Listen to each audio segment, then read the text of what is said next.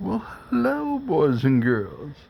You've reached Rhymer PT, Robert C. Peters' YouTube channel. Hey, kind of overwhelmed.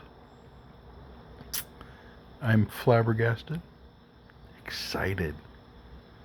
Just, what the hell? Oh, just a matter of months ago. Actually, back up even further. I had not even picked up a Dremel. I knew what they were. Never used one. Always kind of wanted one. Never even had one until Christmas of 23, when my wife bought me a small engraving tool. I thought it was a Dremel, so I was carving with it and blew it up really fast. I blew that sucker up in a week. To my astonishment, it wasn't really made to do what I wanted it to do. She felt bad. I felt even worse because I blew up the Christmas present she gave me. But I got to thinking, I like this. I'm going to invest in the real McCoy. Being the researcher that I am, because I have a degree in English, and that makes me extremely analytical. And knowledge is power. So I did all my research, found out what tool I needed within my price range, and got my first Dremel.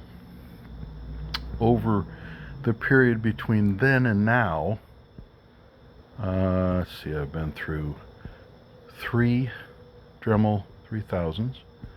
I've been through 2 Dremel 4300s, and I now currently have a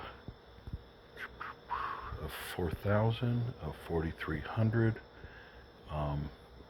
a old school, I think it's a 395.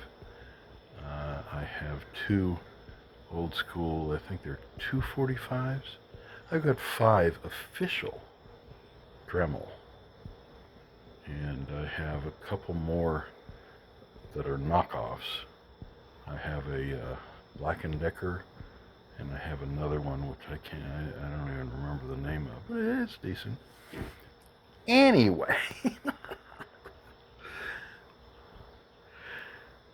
I've made everything. I've made rings that you can put on your finger. I've made bangle bracelets that you can slip over your wrist for the ladies or the men. I don't give a shit. If you want to wear it, go for it. I've made necklaces.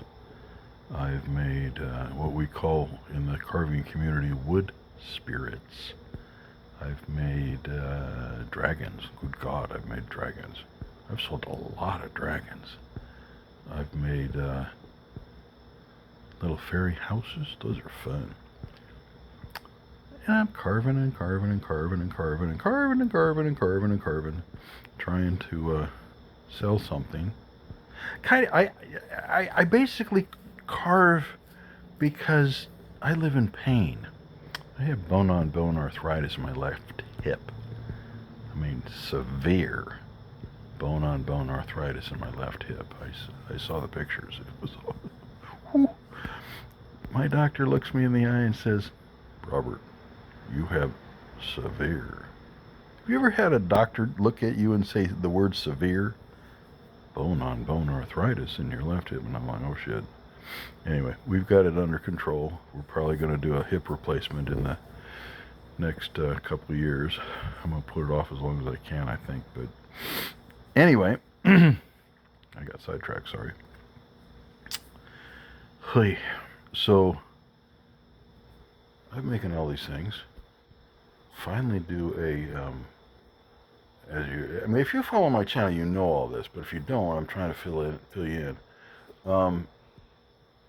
I did a craft fair. Did it with my wife because she makes earrings. Oh, the earrings are awesome. Anyway, I got addicted to doing craft fairs. I think we've done about 6 of them, maybe 7 of them? Anyway, my son, he's going to be 24 here, first part of May. He comes to me, he says, Dad, why aren't you making pipes? I says, I've never tried a pipe. And he did not explain, okay? So I, on the sly, made a pipe with a big bowl that you could probably smoke regular tobacco out of. And he likes bees. So I made a bee on it. It looked awesome. Awesome. And I gave it to him and he says, oh my gosh, this is incredible, Dad. And then he looks at me, and to my utter astonishment and a little bit of a shock, he says, this isn't the kind of pipe I was talking about. And I looked at him, I says, are you talking marijuana pipes? And he says, yeah, Dad, it's legal in California now. And then he goes into his room and he pulls out a couple of marijuana pipes. I had no clue the boy smoked weed. No clue. And he's a good kid. And I've never had any problem whatsoever with this boy. And so we talk, and I'm like, really? He says, yeah, I for a while. Yeah, it's legal, so I didn't think it was a problem. And I said, well, I'm a little shocked. And he says, I knew you would be. That's why I wouldn't tell you about it. But can you carve something like this? And he holds up a glass pipe. And I said, that'd be easy. Super easy. Let me see if I can knock it out. Why, do you want one? He says, no, Dad. There is a flippin' mungus, huge market. And I'm thinking, wait a minute. Then the boy drags me kicking and screaming into a dispensary within the next couple of days. Have you ever been to a dispensary? The thought of it alone scared the piss out of me. All my life, weed's been illegal. It's been bad. We went into this dispensary, and it might as well have been a liquor store. It was no biggie whatsoever. And it wasn't filled with crazy, greasy people that you look like they're homeless or something. They were professional-looking people. The place was clean. The place was organized. Everybody was friendly. I was just flipping floored. Because in my mind, when I thought of marijuana, I thought of the underbelly of society. Okay? Yes, in high school, people were doing it, and I just kind of stayed clear of them. They did their thing. I did my thing. And yes, I tried it a couple of times, and I never liked it. I'm thinking to myself, I can get the same feeling. Now, this was later. It wasn't in high school for me. But I can get the same feeling from a six-pack of beer. And I never even drink a full six-pack. I had 3 beers, and I'm feeling good. I get that basically the same feeling from weed. But then again, maybe I didn't have the good weed. I don't know. Anyway, so he drags me into this dispensary, and I'm looking around. He buys a couple little whatever, and I'm looking around, exploring the whole idea of everything. And we go out, and he's driving, by the way. He takes me there. And we get back home, and he says, Dad, what do you think? And I said, I'm stunned. You're showing me a world I know nothing about. He says, okay, now listen. If you make pipes like this, and he shows me his glass pipe again. Actually, he gave it to me for a template. He says, here. And he says, if you can make them like this, take maybe 5, maybe 10, and walk into any smoke shop. No smoke shop has wooden pipes. They just don't have them. It's all glass and metal, and it's bright and shiny and so forth. But I'll bet if you go in there with handmade wooden pipes made out of the kind of wood that you work with, the manzanita, the olive burl, the plum, cherry. He says, Dad, do some research, find out which woods you can use and which woods you can't use, and make up a handful of them. Go into a smoke shop and see if you can talk to an owner. So I knocked them out. I had about 5 or 6 of them, and it was super easy to make them. Super easy. I walked into this smoke shop, and to my astonishment, it was currently occupied by the owner. I talked to him nicely. You know, I've done sales since I was, I don't know, 14, 15, 16. I've sold everything. And I kind of turned it up a little bit and gave him a little pitch. And he said, let me see what you got. I laid it out on the counter. He took one look at those pipes. And he looks up at me, what was your name? I said, Robert. He says, Robert, I want you in all 3 of my stores. Can you make enough of these to stock my shelves a little bit? Yeah. How do you want to, he says, how do you want to work this? Do you want to have me buy them outright and then I price them the way I want to? Or what I'd like better is to have you put them in. We'll see what kind of attention we get, and if they sell, we'll split and we'll do percentages and so forth. And we didn't really talk about details. I was thrilled that he even wanted the damn things. They were super easy to make. The wood that I had was free, so all I had was the time invested. And I like to carve just to cover myself with man glitter / sawdust. I don't give a shit what I'm making, because I zone. Safely, I'm not hurting myself, but I zone. And it takes my mind off my pain. And I've made friends since then that are in the art community that we kind of call our little collection of people that carve because of their pain, art through pain. I live at about a 3. As far as the pain scale from 1 to 10, I live at about a 3. Sometimes it spikes, hits 7 and 7s and 8s, and then it comes back down, and I live at a 3. I take Tylenol like they're, I don't know, Tic Tacs. I'm doing it on a regular basis. I'm taking Tylenol around the clock. I'm watching the time frame, so I'm not taking too many. But rather than take opioids or narcotics, that's never going to happen. I'm not taking no damn value, whatever they're called, or Oxy, or nope. And I know taking that much acetaminophen's not good for me, Adam. And no, I'm probably not going to do CBD or weed myself. I don't know. Maybe I need to talk to the doctor a little bit more, find out how to do the pain control without taking opioids. Nevertheless, here it is, maybe 4 months, 3-4 months after I talked to that owner in the first place. I'm not going to necessarily tell you where the shops are. If you really want to know, talk to me behind the scenes and I'll let you know everything.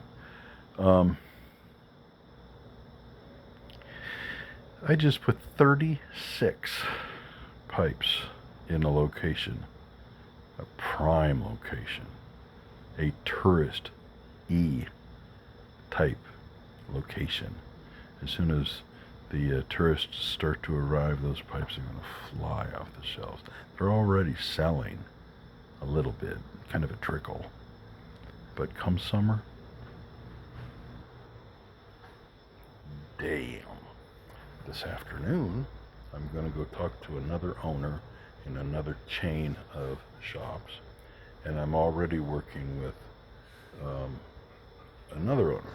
So if things go as planned, I'll be working with 3 different owners, and if things go extremely well, I'll have my pipes in probably, let's see, we got 3 that guy has, I think 3 that guy has, and I'm not sure about that third one, how many stores they have. So there's 3, there's 6,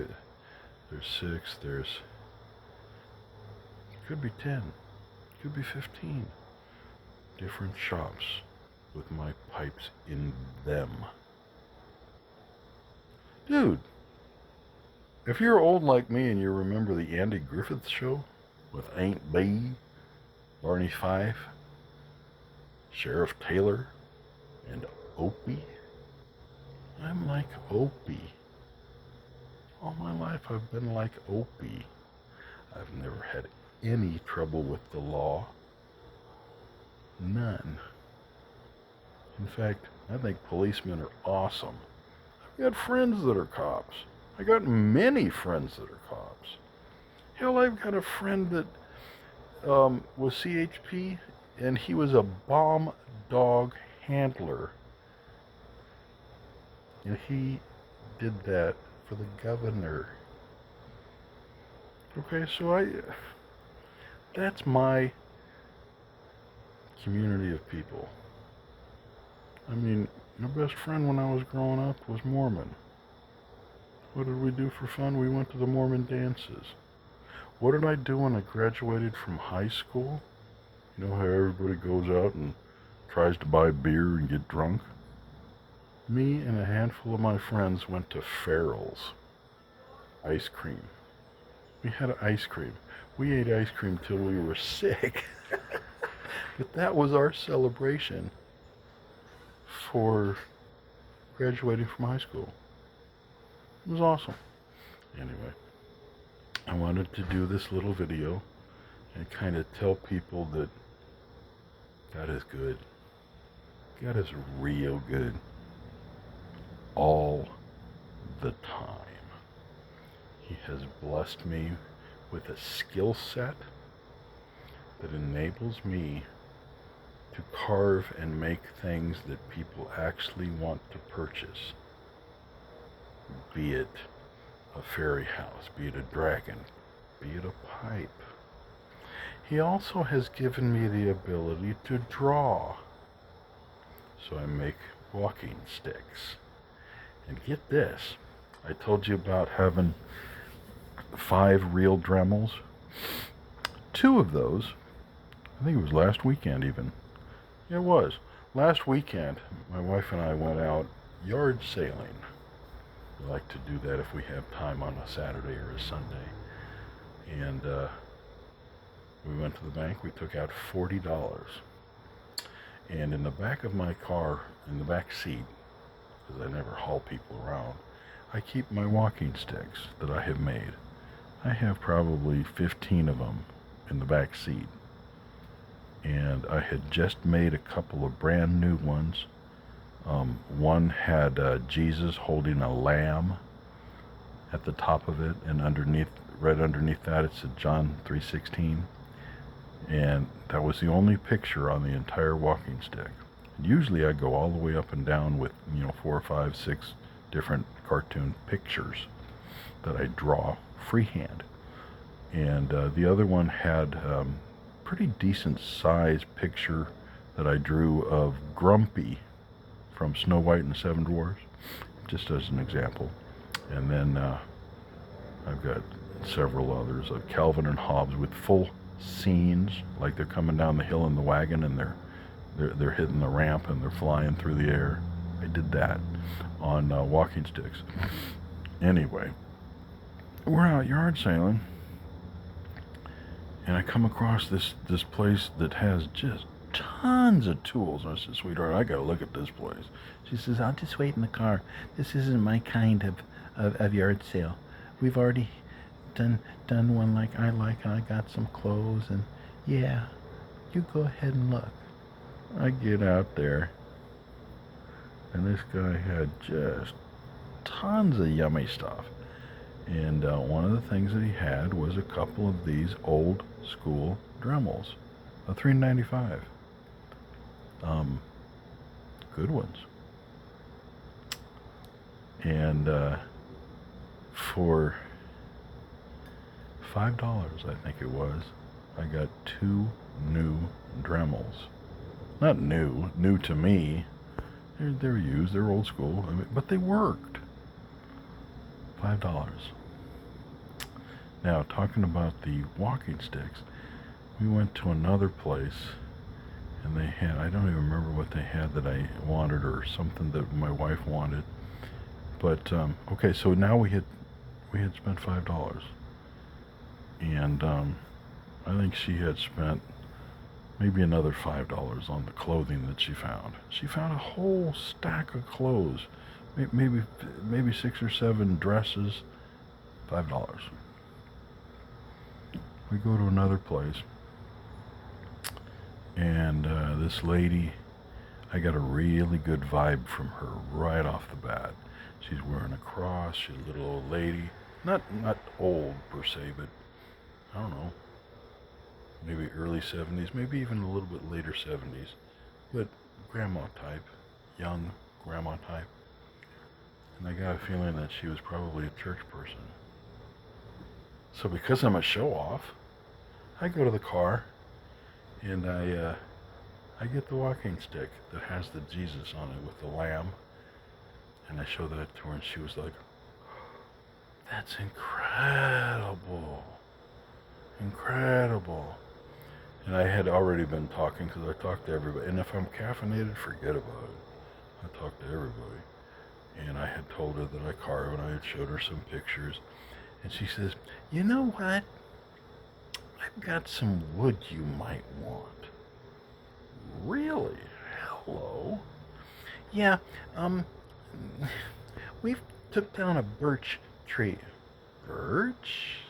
Hi there. Let me take you into the backyard. We've got it stacked up against the fence back here. You might want some. You can take as much as you like. I went back there, and I grabbed probably 6 or 7 logs. Nice stuff. Birch. Carve the crap out of birch. Good carve. And she's just being friendly. I gave her that walking stick, and she lit up like a candle. She was so happy to have that. The warmth coming off this lady was just infectious.